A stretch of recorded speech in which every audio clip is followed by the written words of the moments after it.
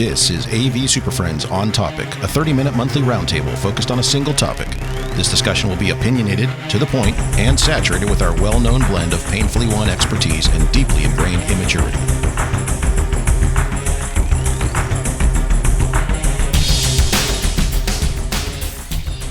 For April 2023, it's the AV SuperFriends On Topic. Welcome back, everybody. Time for another Friday afternoon podcast adventure with the AV SuperFriends. My name is Chris Dector. I'm joined today by Jamie, Marc, Larry, and Justin. And on today's show, we are going to dive deep into the riveting world of IT budgeting. I have already lost interest in the show. Budget. I already fell asleep. Pros. Yes. I'm not IT, so I don't give a rip. Sure you are. Yes, you are. Oh, sorry, my bad. I was just representing the people out there who are underserved. And Jamie, technically you're correct. You are IS, but Yeah, see, we don't have IT here. That's right. You do not have IT. You're in a special place then. Services.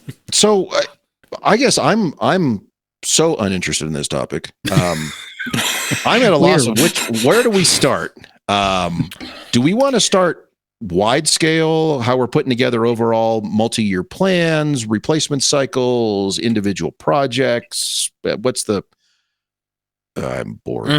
That's a great spot. It's just a bunch of wags. Yeah, let's do it. Let's dive into all those. These, I do not use wags. We use swags. They are super wild ass.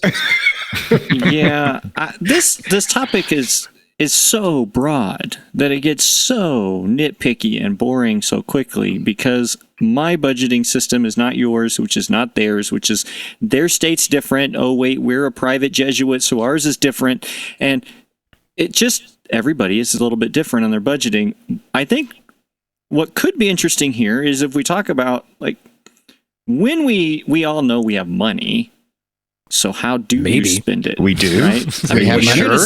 Let's assume we have some you're budget somewhere. It. Yeah. And let's break it down to the very nitty gritties, right? I mean, are you getting the most bang for your buck, so the cheapest crap possible, or are you going to tailor yourself to the premium? Are you upselling everything just because, well, you think it's cool to have that name on your box, or you floating somewhere in the middle? Let's just start there. When you're looking at budgeting your projects, where are you going? I'll have a generic approach to that, Jamie. I'll come in and just kind of set the stage for where I look at things around. But let's call this a standard teaching and learning space. Some may refer to it as a classroom, whatever you want to call it. And I like the term collaboratorium. Collaboratorium, that's fine. We'll go with that. My standard approach, soup to nuts, blah, blah, blah, whatever in there. Maybe it's not going to be all the infrastructure I'm not counting. I'm talking primarily endpoints. Coming in right now I had to buy it today, right around $18,000, whatever, right? Install or just gear? Gear. Okay. Gear and minimal stuff. That's our team is going to take it. We're going to put it in. I'm going to intentionally not charge hourly installation time, just the stuff, right? But I have some friction points even in that, right? So you have a number because I have this nagging voice in the back of my mind that says, well, some of that stuff's going to last this long. Some of this stuff's not going to last that long. So what does that mean now? And I would usually say that $18,000 or so is going to get me a good 7 years. How roughly, many? 7. Wait. One more time. 18,000, 7 years. Now. Wow, you guys can afford to replace stuff every 7 years? Right, exactly. Fantastic. So let's now talk about that. What does that mean to each of you now? Yeah, so I'm thinking like 18. I've already 18 years? No. Jamie waits until his gear is old enough to enroll in the university in which That's right. Then it just articulates. Okay, you can buy cigarettes. You're good enough to be replaced. There is some of that going on where I'm not so sure the capacitors aren't just breeding when they explode. Yeah, some and that's there's the riddle. So I'm thinking 18K, right? 18,000 for a modern teaching and learning space. This is average. Standard space, not like I've already over cut the top. corners. And 50% of that may get me to the warranty, not even close to 7 years. So that's where I'm going. Really? Because I'm at 8, and I'm in that same ballpark. 8,000? No, 8 years, 8-year replacement cycle. Aside from the in-room PC, that's on a 4-year. Everything else is on an 8-year. Because you have to replace those PCs at 4 years. Oh my God, don't get me started. But everything else, like I'm in that $18,000 to $19,000 range too. And I do it because the labor is a much scarcer resource than the funds are at this point. Yeah, and I in our typical, and look, this may not be the right way, even though we do have some labor charge, I could care less about the labor charges a lot, because that budgeting model is all the employees, and if we didn't put anything in tomorrow, I'm still going to pay these people to be here. It's just a number of hours. I ignore it a lot. I'm really bad. And now look, I'm not manager. Well, I'm not the one model. I'm not. Yeah, I get it. But for me, I'm like, I don't look. These guys can sit on their thumbs and they're still making that money. So I'm not charging that back to the standard university client. But capital that projects is different. May be different, right? Yeah, exactly. There's different variants. The within my little purview of central supported spaces, I don't care. I just don't. And so, Chris, are you charging if somebody's leaving the office to do any level of installation back to yourself or anything like that, or anything along those lines? Well, so do you charge for support tickets? No, we don't. No. But we charge for engineering stuff, but not support stuff. Okay, sorry. Charging for support is coming for some of these squeaky wheel departments.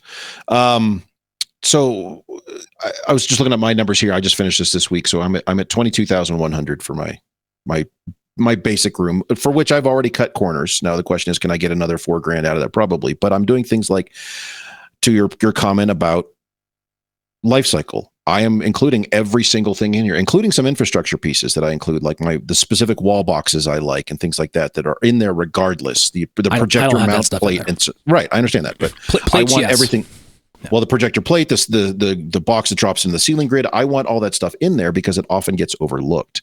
The other two things I do stack on here, so the number I throw out to people is not 22,100, it's 35. And they're like, where does 35 come from? Well, that's installed if you had to hire an outside contractor. So I am billing that out at $75 an hour installed, $100 an hour programming. And then on all of that, parts and labor, I throw a 25% contingency. I used to do 10%. I do 25 because I would much rather go scare the crap out of people and tell them their standard room is going to cost them $35,000. And then it comes in because we reuse the ceiling speakers and the pipe was already there and things. And it comes in at 28,000, as opposed to telling them that 21. And then you get these departments who are all bent out of shape because you come back at 28. So now to your question about charging for installation, we have two different supported types of spaces here. We have the centrally scheduled, the general pool spaces, the GI spaces. There's no charge for that. We do that because we are paid for that. The departmental spaces, you're taking people away from their other job and they are not paying a dime into it. And so we do charge them for labor on that stuff. So if I send a couple of guys over there for the week to do stuff, they're going to get billed at 60 hours of labor. And some departments on campus, business school, engineering, they're like, yeah, whatever. Other ones throw a fit, but then they start to question, well, you don't have staff to do this, so who's doing it? The alternative is you hire it out and you're paying for it anyway. So yeah, I get the model.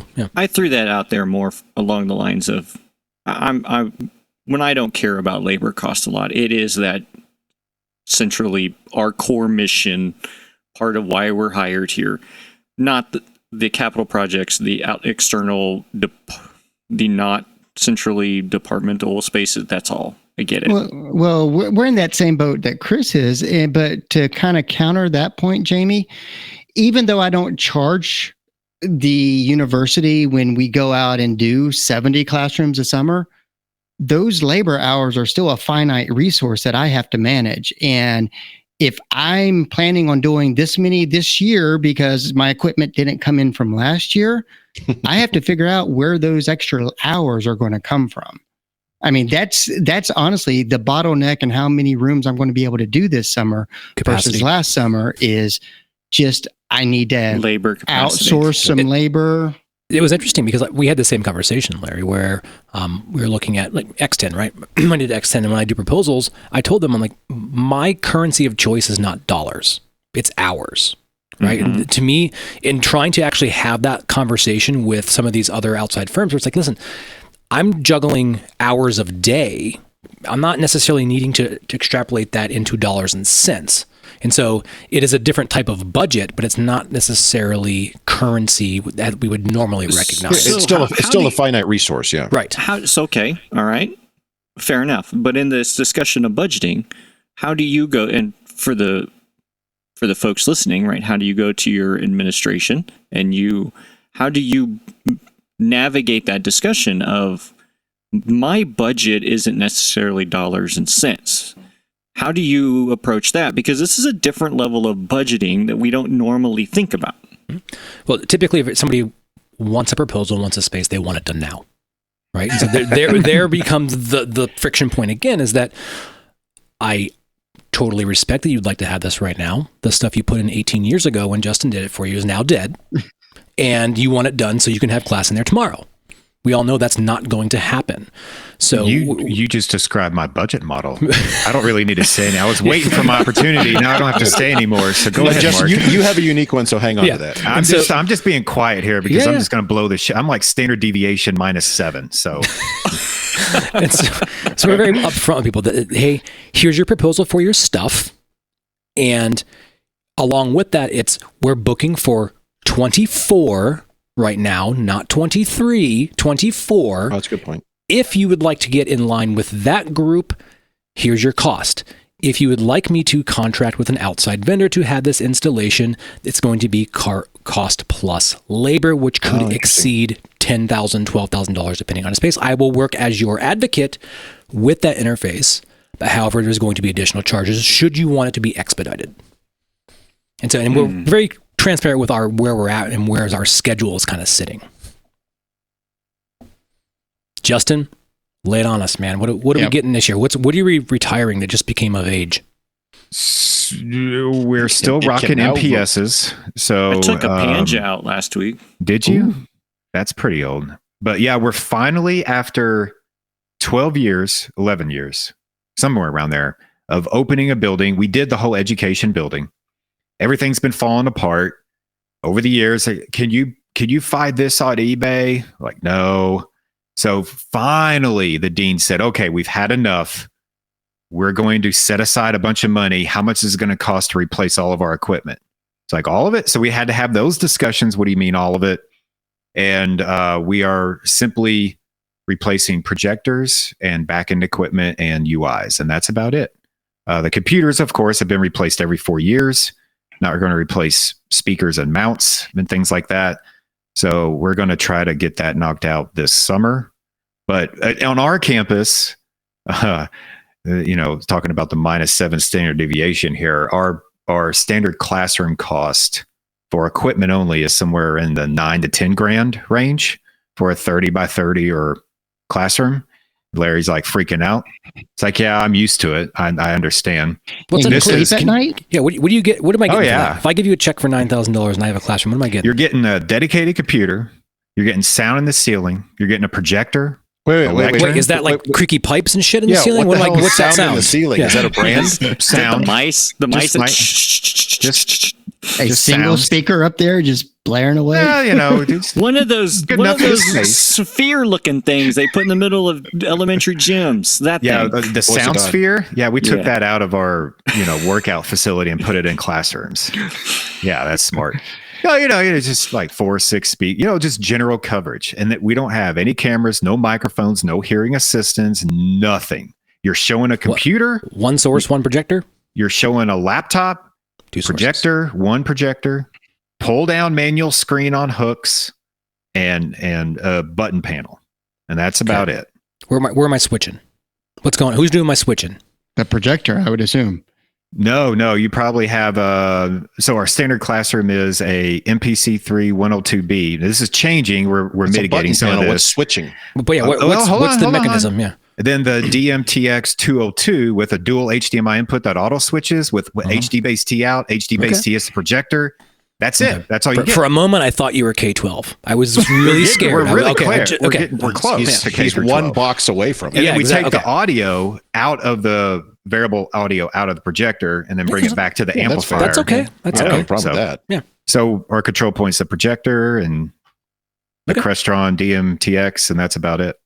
And there's probably a lot of people listening, or not, who knows, that probably have a similar And model we get yelled at for being expensive. So that's expensive. That's a perspective thing, and that's kind of where I was going with this conversation. Is that it sounds like you're always being funded with what's left over. At the end, if we do everything else, it's priority. Then we'll talk about this. The way it very retroactive here. So we get a support ticket. Hey, our projector's not working, and come to find out they're rocking like an MPS and the projector's like XGA or some shit, and we're like, dude, you got to update everything. Well, we were just looking at this $1,000 projector on Amazon. Maybe we could just buy that. Go ahead. It was like, you can buy it. We're just not putting it in. You can install it and then don't call us. Well, we just want to buy it and have you install it. So and then Mark, there's your So my question is, does the administration value the in-room experience? No, it sounds like they don't at WKU. But however, now we're dealing with this consultant with the business college. Careful. Oh, now I'm not expensive enough. No, you're going to get, good thing we're going through this budget conversation today. And so it's a really weird situation we're in because our 3-story business college has a budget of about $6 million in AV. And I just don't understand how we got to that point based upon a $10,000 classroom. Well, you're going to have 600 of them. So you're getting a bunch on of 3 floors. Like I just don't. I'm so all over the place. I don't even know what to say. If I say anything, I might get in trouble or super fired. I don't know. So but that brings up the thing when you're budgeting per classroom and the possibility of replacing and such. One of the pushbacks that I had this year and going through the exercise because everybody's trying to figure out fiscal year in July. Yeah. Well, the last few years, you've told us that classrooms were X amount, let's say $20,000, right? And you just came to us and said that the lowest you can go is 24. What's going on? Mm-hmm. And it's been a real struggle for some of the folks to realize that, the cost for our equipment went up too. Mm-hmm. I mean, we saw, manufacturers rise anywhere from, what was it, like 4% to 12%? Oh, way more than worse. that. Yeah, that's 25 across the board. Who was doing? Yeah, so not at one time. They always announce like 5%, 10%, 5%. Yeah. Well, that's cumulative. That adds week up, by week by week, right? And we're getting folks that the game, the ones that put in something last year, but we couldn't get it in time. So now they're trying to get in a line for next year, and they're like, yeah, your exact same part numbers went up by 10, 12%. Yeah, you got to carry over the cost. So that budgeting model. So did your groceries. Deal with it. Yeah, we've had to really answer some questions about that. Like, we're not padding this. I think a lot of times people think we're out there making money. Like, we don't make any money here. Right. That's an interesting narrative, though, too, Jamie, because we talk about that a lot here. Is that there's often this perception that somehow we're immune to what is going on in the rest of the world. How I don't really understand. I think it's the AV, the IT stuff is nebulous enough, and it's just they just see a price. Oh, it's $32,000 to do our new space. That's expensive enough. Why can't you just absorb that everything else got more expensive? Like, no, that 32 is now $6,000 more. It's now 38 this year for roughly the same thing. So right. Just sometimes I feel like we're fighting this fight like we're trying to make a profit. Yes. Everybody looks at us as salespeople instead of a solution to a problem. Well, it's because you're not. By the way, I do want to ask this question. I assume the answer, but I'm curious. Do you guys send your end clients? Are you sending them a bill of materials? Because don't ever do that. No, because they will go through and hand it off to their nephew, who will go second guess everything on there. A couple of times I've had to, because when the dean or somebody high enough up demands it, that's not a political fight. It's interesting. I've never had that problem. I'm usually really transparent with all the proposals I have, but I also provide a narrative as to what they're getting. Well, let me rephrase. We meet too. right? I And provide them the list of equipment that's going in, but I don't give them pricing and all of that. to me, it's irrelevant. Like it never changes.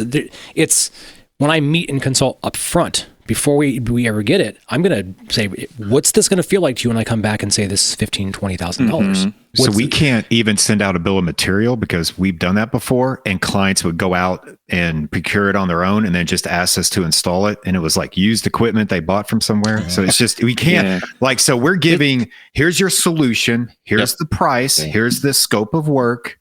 And that's about it. But I think the part where we always get in trouble, that we're at the wrong side of this equation, right? Yes. It always seems expensive if the narrative says, well, let's just get the best we can with whatever's left over, right? You're at the leftover piece. You're not at the main feast, right?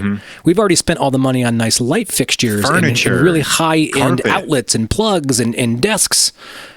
And we got this little tiny budget. So wait, because administrative and people at the onset of that didn't actually value the entirety of the experience, right? Yep. We will never be at the front of that conversation if we're always willing to bend over backwards and make solutions happen with what's left over. To your point, Mark, I've been in needs analysis meetings on our campus where we're starting to talk about the AV, and then I ask about the budget, and then they're telling me they've already ordered all their quartz and granite countertops for the classroom. It's like, why are we ordering granite and quartz countertops for a classroom?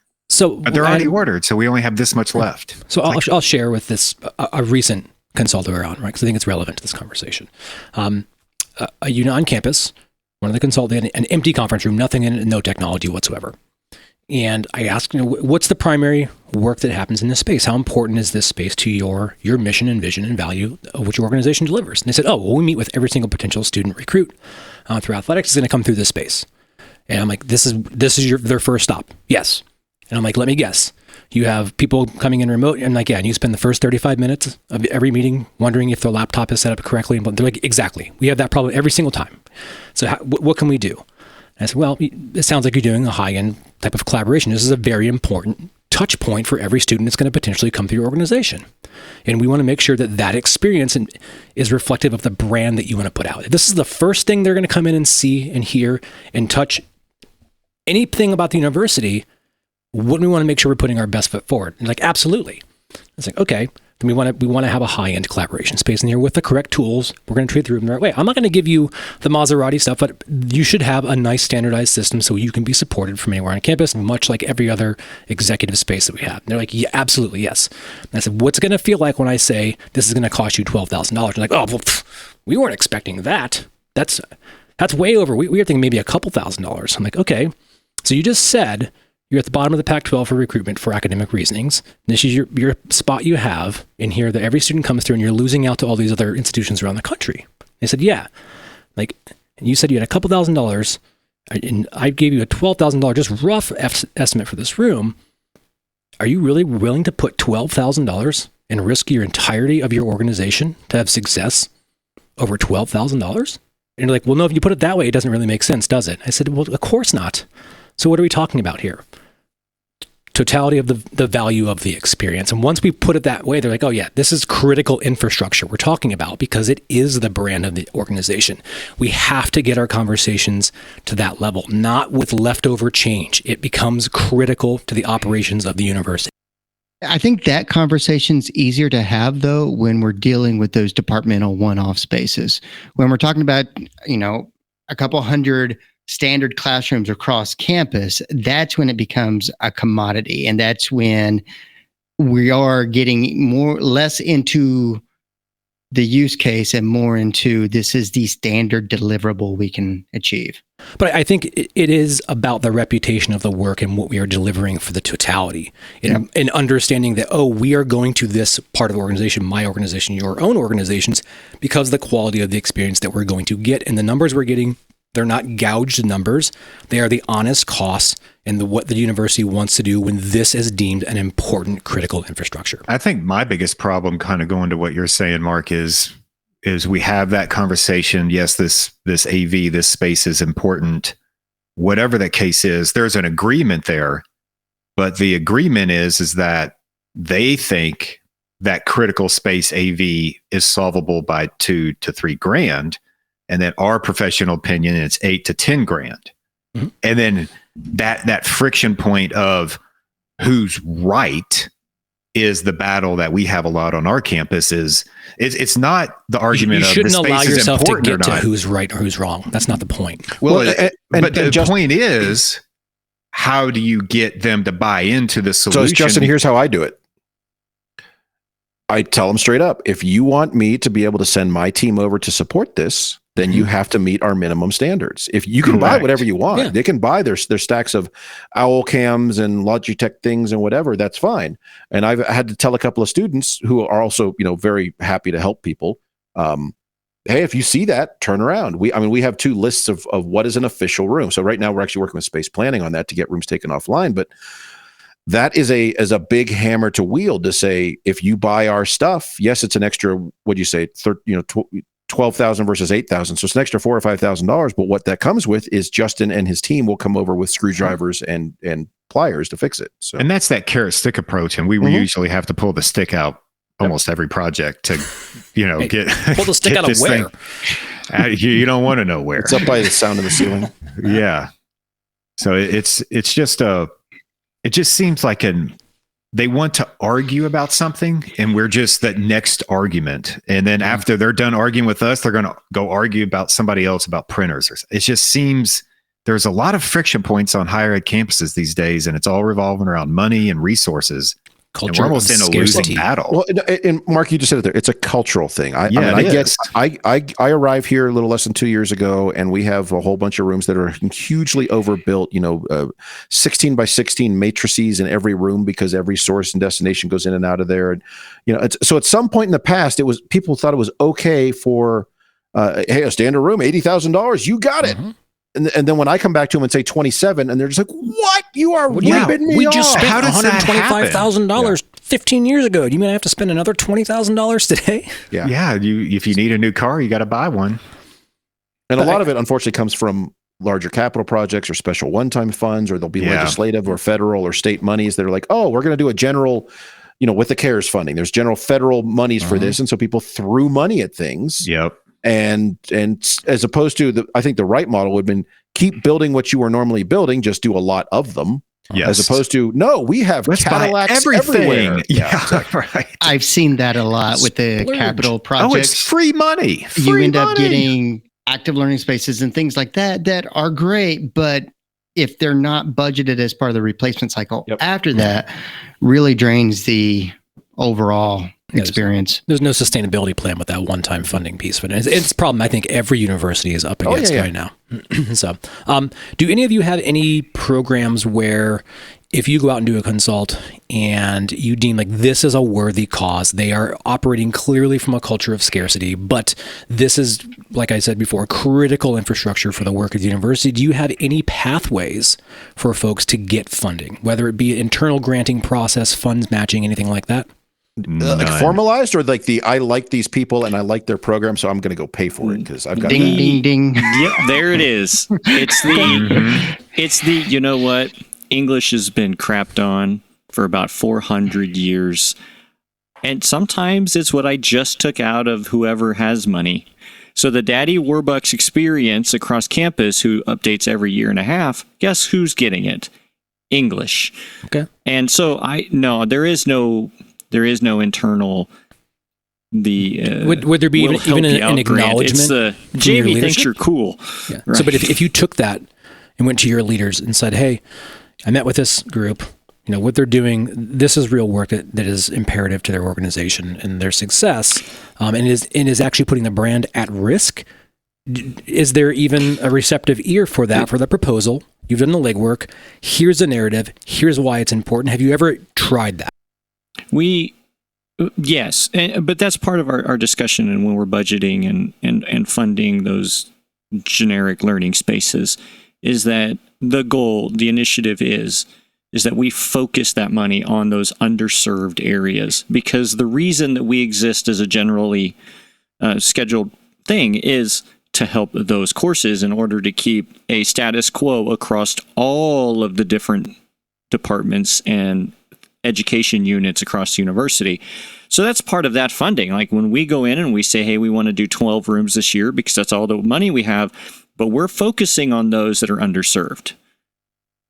Well, and so I'm similar, but it's not that I'm reusing gear. I set aside funding, and so as we work up our budget for fiscal year 24, 25, I guess, because we're, you plan for a year ahead. I'm saying $2 million for general classroom, general pool, general inventory upgrades that are come out of my budget normally. We're setting aside $1 million for what we've just described as the phrase we're using is heavily used departmental spaces. So that could be ones that are just, don't have the right stuff. But we look at enrollment, we look at scheduling, we look at use, we look at numbers to say these rooms get used a lot. So they need some funding, and we will put, some of that $1 million into that to upgrade their stuff. And it may be like we just talked about, hey, they've already got speakers or infrastructure or whatever. So we just need endpoints and some whatnot in a coat of paint. That can go a long way to improving that teaching and learning experience. And then as part of that, we also look at the spaces that seem to have a lot of stuff that aren't scheduled as well, or ones that are scheduled heavily but shouldn't be there at all. And so it's a larger conversation, but we do set aside deliberate line item funding for giving away to campus, even though that we're really not beholden to that. But as part of the larger mission of the institution, yes, we want to improve that. Also, I'm doing a room this summer right now that is my worst room on campus, not because it's a bad room, but it needs it the most. It needs TLC. I'm going to fix that out of my budget, so I stop getting as many support calls for it. Yeah. Yeah. I get it. And so, and this may vary. Maybe it'd be interesting to hear from folks, whether it's through whatever channel we have. We want to listen to folks in, but does this speak to the type of organization in which you're in, where there seems to be of late that, if it's IT, it's the IT main group's issues, and all of this stuff that we're talking about, doesn't matter what department or what college you're in, it's an IT issue. So those are going to be funds that are going to come from the university at some level, depending if it's cut out specifically from a department or not, but it's still an IT issue. So why wouldn't we look at it centrally first and do everything we can? And if we can't, then, at least we've done our best effort to try to come in here and make things correct. Well, I think that speaks to the larger model of, are these departments, are they paying into said IT budget for larger campus-wide services? The email server, the LMS. I mean, that stuff there is a single amount for that, and everyone pays in towards that as part of their operational fund. So yeah, you could leverage that same model to fund learning spaces across the board, but you'd have to figure out what that looks like. And I'm sure there's some schools out there right now. There's probably somebody right now yelling at their car stereo because that's what they do, and they've been doing it for 20 years. And what the heck's wrong with us? I would love to do that. That sounds amazing and smart and efficient and not pulling your hair out every summer. And yeah. Justin, speaking of which, you had a good phrase for how you do budgeting, and I want to make sure I give you the opportunity to speak it out. I don't recall what past Justin said, but basically, oh, don't do that. I want it word for word. It's in here. It's in El Documento. In the notes. Oh, that's I read the notes and I was like, hey, that was smart. Who said that? You even copy pasted it down to your notes. Yeah, I did. It's what can we buy today that will last as long as I'm working here, because I plan on quitting in 2 to 3 years. Yeah, and so this is a great example. So we're in the middle of working with the consultant. The dean for the business college, I think, has been there for 3 years. Justin loves consultants. He just announced 2 days ago through University of Alabama, Birmingham, UAB, that he's their new dean. And he's been here for 3 years. So now we're like, okay, well, who's in charge of signing off on this project to throw your hat into the ring? Certain levels. I don't want that. I want to keep away from that. If you're retiring in 2 years and this project is still in the consulting phase, it doesn't matter what you put in there. Not retiring. Oh yeah, that too. 2-3 years, right? But people stay at Western. Like all of our deans and upper vice presidents are new as of the past 4 or 5 years. And so it's been a big challenge to kind of figure out the new culture here. And with all that new fresh blood has these new ideas, and they're kind of clashing. And as people clash, they just quit and give up and go get jobs from other universities. Uh-huh. And so right now we're doing it again. The dean's been pushing this initiative. Stop describing my career path. Yeah. Administrative swirl. Yeah, that's what we're in. It's this swirl this turd swirl.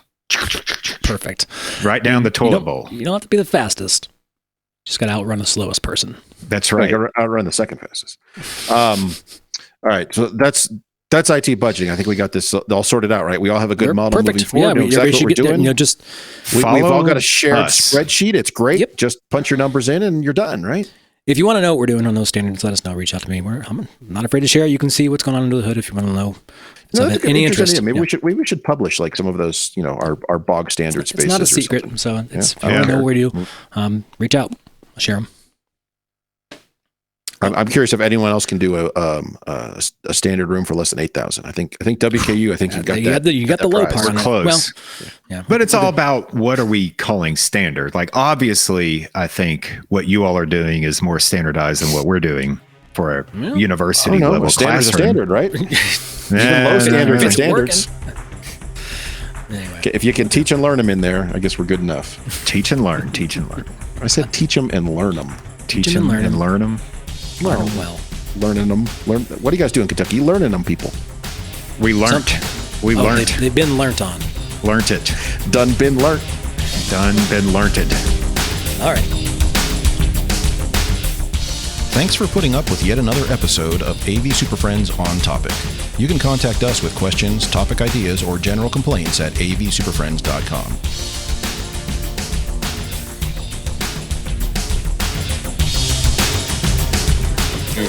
Nice work, everyone. Sharp broadcast. Really good. Everyone on the floor as well. Really a lot of hustle. I liked it.